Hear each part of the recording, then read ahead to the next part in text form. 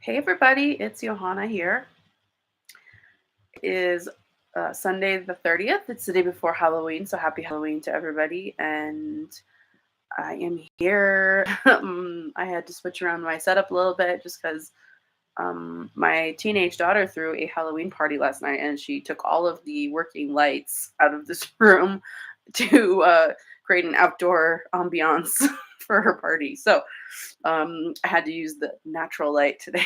So anyway, super excited to be here. If you are here live, say hi. If you are watching the replay, you can type in replay. Just wanted to check in with everybody and see how everybody's eclipse went because we had the first eclipse of the fall season with the new moon in Scorpio, and that was a solar eclipse, and that happened last week. And we are approaching the next eclipse in Taurus, which will be a lunar eclipse on the full moon on the 8th on election day. So we are in this like in between period, right? We're like in the portal, in the in between, in the upside down, whatever you want to call it. The weird, shadowy, nebulous period between the two eclipses where unexpected things happen, where things start shifting, where people come into our lives or people leave our lives. Of course, all of this stuff can happen around the actual eclipse dates, but right now we're kind of in this like weird spooky period, right? And because it's Scorpio season, because it's Halloween, it feels even more like ghosty and more connected to the other side in some aspects. So we had the South Node eclipse in Scorpio, which was like kind of releasing energy, even though it was a new moon. It was like, yeah, a lot of stuff was like garbaged out or junked out of our life, and it was very cathartic for a lot of people, but kind of scary at the same time.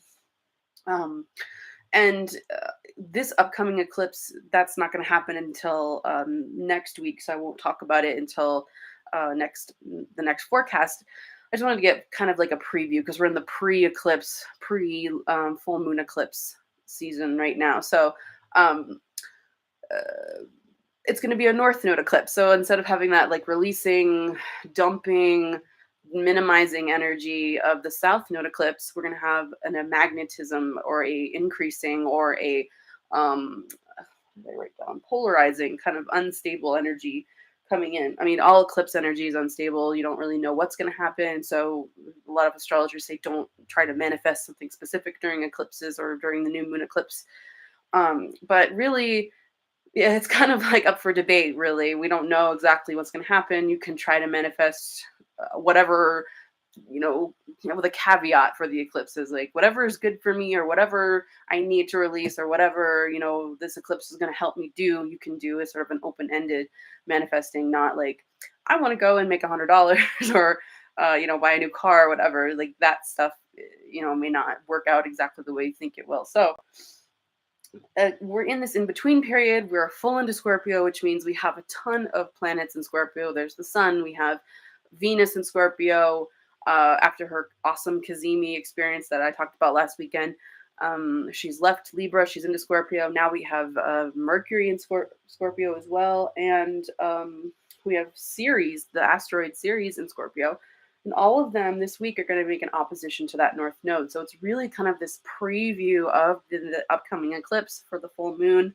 Um, and in a sense, it's all of the inner planets and Ceres on top of that. That's a very personal type of energy. Ceres is this sort of mothering energy, but also related to the food source, also related to the growing seasons, agriculture. So this upcoming eclipse, just because it's also in Taurus, is going to, and Ceres is involved too, is going to be, I think, really related to the food supply. A lot of astrologers have already talked about this, but I was just at the store today and I was just like, it was just total sticker shock. I know it's just been slowly increasing all year, but like a package of bacon was $12.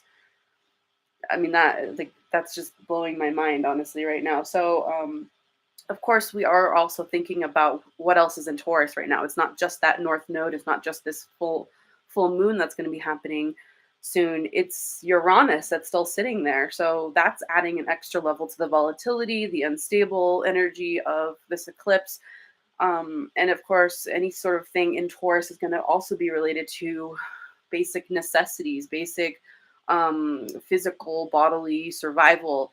So I really think of the Scorpio Taurus axis of the two signs that are 180 degrees away from each other. So therefore, all the eclipses happen on those two polarities as the survival polarity. And if you think about Aries, which is where all the eclipses are going to happen next year, in Libra, those are like the first and midpoints of the zodiac, right? We start with Aries, and if you think about it as like a developmental cycle of a baby or a person, you come into this world and you're immediately aware of yourself. Like that's the first thing you become aware of. But then as you move into Taurus, which is the next sign, you become aware of your needs. And food is a basic need, right? And so having that sort of basic nourishment provided, that's all Taurus energy. Taurus a lot of times gets a little bit of a, I don't know, a little bit of a false stereotype about them being like kind of money hungry, or they love to like blow money. But I really think they just love to feel secure, and the things that make them feel secure are food and clothes and all of the basic things. So yeah, they're going to spend their money on those to make sure they have this sort of comfort bubble around them, or this survival bubble of basic needs.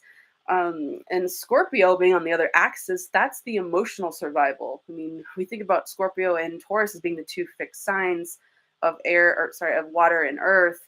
I mean, the air and fire fixed signs are a little less stable, a little more, not as focused on like basic physical, emotional needs, the way that Taurus and Scorpio are.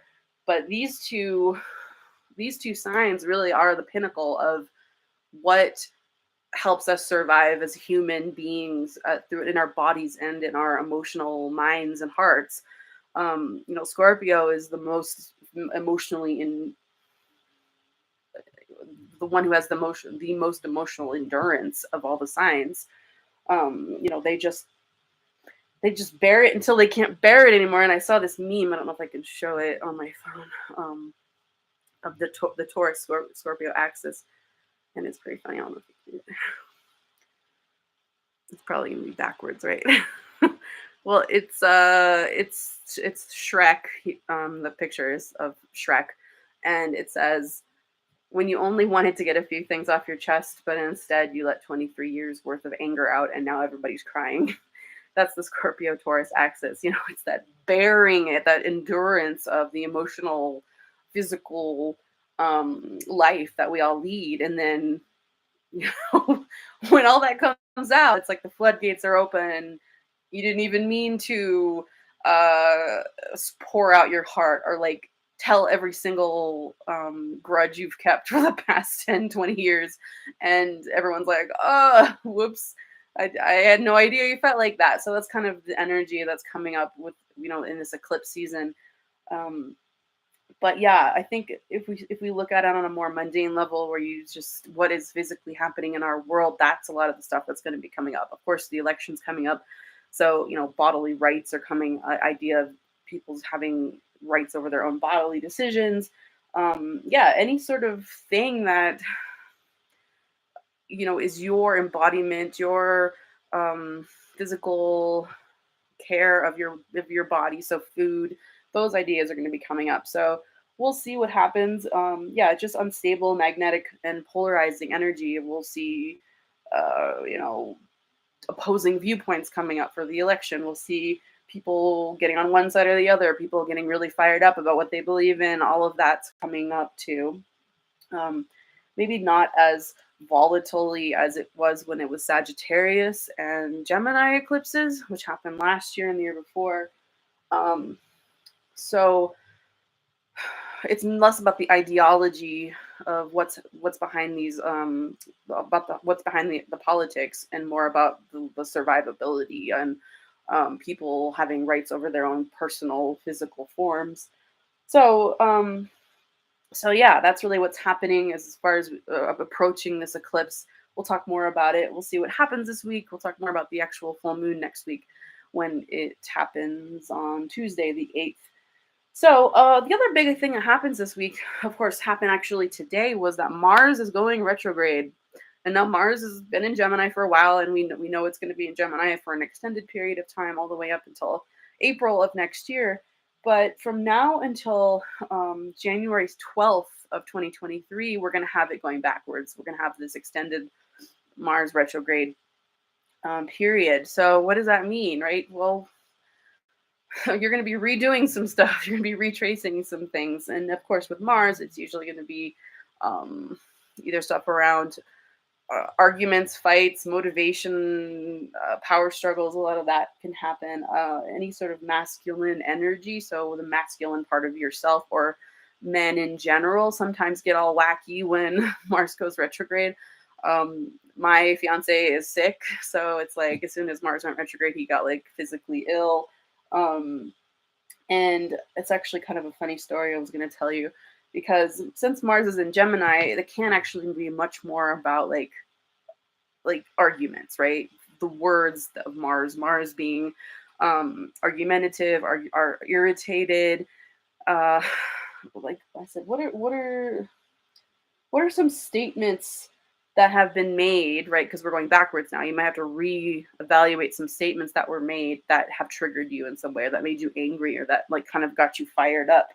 Because Mars and Gemini is all about the gossip, all about the debates, all about the exchange. So um, I guess I should tell you the funny story. The funny story is both my fiance and I um, tell or have brought up the fact that each other snores at night, and it really annoys us. So, but we don't think that our snore is more annoying than the other person's snore, because, of course it's not, right? We're focused on the other person and them keeping us up. So we told each other, why don't you record that person snoring, and then we can play it back and see who's actually the more annoying snorer. So we finally did. The issue is I fall asleep really fast and start snoring immediately, and so he stays awake for a long time before he can fall asleep, and then he falls asleep finally and wakes me up around 4 o'clock in the morning snoring. So it's kind of like the opposite problem. But so we did that, and we recorded each other snoring, and we played it back for each other, and it was hilarious because we are equally annoying when we snore at night. So that I thought was kind of an interesting expression of Mars and Gemini coming up, like on this retrograde of like, my point's correct, no, your point's wrong. Well, actually, we're both equally annoyed, or both equally wrong, or both equally right, right? Because Gemini is a two-sided sign. It's the twins. There's always going to be an opposing opinion. So maybe if you can laugh your way through this, I know that's kind of like a shallow example, because obviously there are bigger things at stake right now, but trying to have humor in any sort of situation. I mean, my partner and I both have Aries moons, so um, yeah, wherever you have Aries in your chart, wherever you have Scorpio and Aries, those are both Mars ruled signs. Those are the areas of your life that are going to be reactivated during this retrograde. So if you have Mars and if you have Aries in the 12th house, then a lot of psychological work you need to be doing. Maybe reevaluating your spirituality, or your desires, or your ambitions, or your motivation in that area. And then of course, wherever you have Scorpio, because Scorpio is really the place we're all living right now. We're in Scorpio season. There's so many planets in Scorpio that this Mars retrograde is really going to be in charge of directing those planets. So the Sun, Mercury, Venus, and then we have Ceres there too. So we just have a lot. Of course, the South Node's also in Scorpio. So just all of these placements, every time they do something, they're going to be looking towards Mars for advice, or looking towards Mars for the okay. So whatever Mars is doing, like, that's going to tell them how much of a resource they have to carry out what they want to do, because they always have to be working with the planet that's in charge of whatever sign the other planets are going through. So yeah, it might be getting a little interesting, maybe a little volatile, maybe a little heated. Um, Venus in Scorpio, not very happy there. Sun in Scorpio is fine, and Mercury in Scorpio, no big deal. But there might be some big arguments this week. The feminine may not feel like she can do what she wants, feeling like restricted, or feeling sort of shut down by Mars, especially through words or through ideas.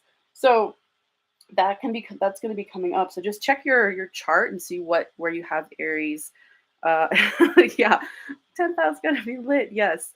it's you know this eclipse season, so whatever you know, you're going to be looking at Scorpio, you're going to be looking at Taurus, you're going to be looking at Aries. All three of those houses really big. It's the biggest areas of this week and this upcoming eclipse. So this week Mars. Let's see. This week we have Sun, Venus. I'm like functioning on like 4 hours of sleep. Sorry. Sun, Venus, and Mercury all coming into an opposition with the North Node. So it's kind of a preview. They're like whispering to that North Node, hey, what's this eclipse going to be about?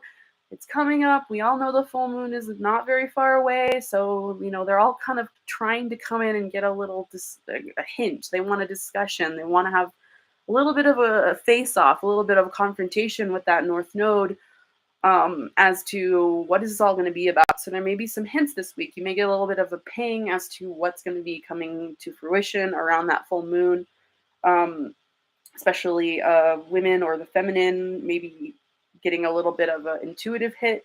Mercury's involved, but not till next Sunday, so we probably won't talk about that until I do my next preview, but the sun is also involved too. So when the sun's involved, it's always about what gives you life and vitality and your authenticity. Also, where do you see yourself as a leader? That's all sun energy. What gives you life? What really is like, where do you shine the brightest?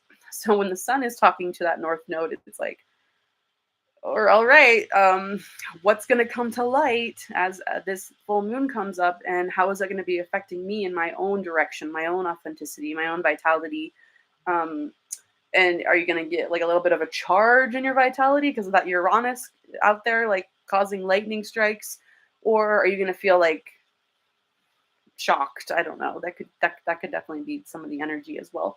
So, let's see. Yeah, that's really, I think, it. I wasn't going to go super long today.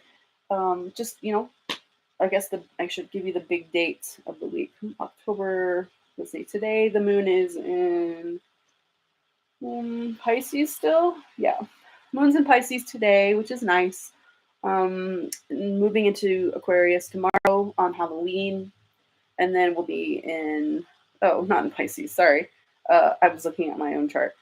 The moon's in Capricorn until tomorrow, Halloween, then it will be in Aquarius, and then it will go into Pisces on Wednesday, November 2nd. So we are officially done with October. We are into November this week. And so Wednesday the 2nd, moon in Pisces. Then it will go into Aries on Friday the 4th. As you can see, we're getting closer to Taurus moon, and that's where the full moon's happening. So yeah, it's going to be sort of extended in Taurus, and that eclipse happens kind of at the final degrees, I think, of Taurus. So it's going to be there in Taurus all the way until Tuesday, the actual eclipse, the full moon. So let's see.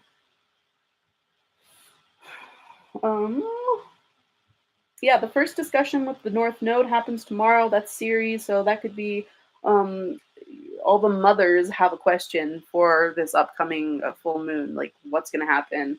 And then let's see, Venus has her conversation with the North Node on Wednesday the 2nd. So yeah, there could be a lot of feminine energy happening this week, getting sort of triggered, wondering, having a little anxiety about what's going to happen.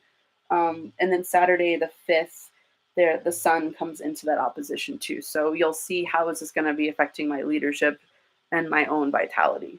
So those are really the big dates, really, Halloween, and then the 2nd, and then the 5th. Those are the biggest things going on. Of course, there's a lot of other things going on with asteroids happening.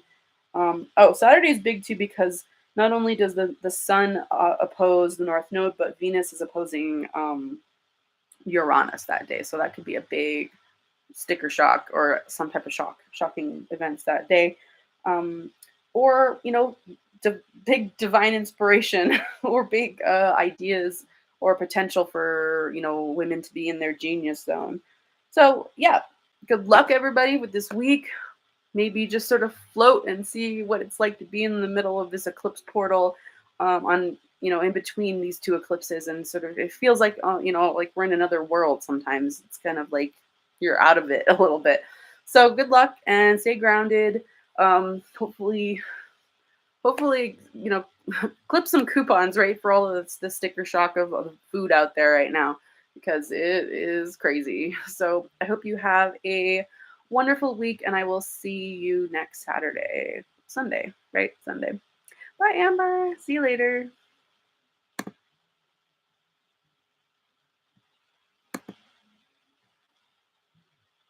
Oops. And I hit edit. Sorry. Okay. Bye for real. See you later.